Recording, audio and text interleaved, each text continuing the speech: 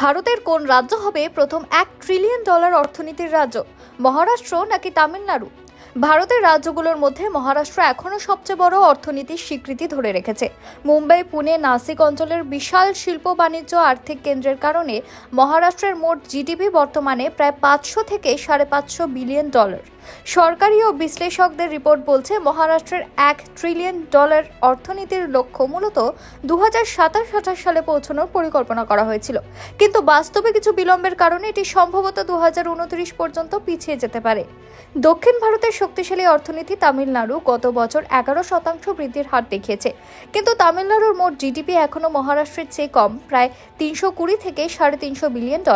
তাদের $1 ট্রিলিয়ন অর্থনীতির লক্ষ্য সম্ভবত 2030 সালে পৌঁছবে। অর্থনীতিবিদদের মতে মহারাষ্ট্রের শক্তিশালী শিল্প ও বিনিয়োগের কারণে এটি প্রথমে $1 ট্রিলিয়ন ক্লাবে পৌঁছানোর পথে আছে, আর তামিলনাড়ু তাড়াতাড়ি সে পথ অনুসরণ করছে।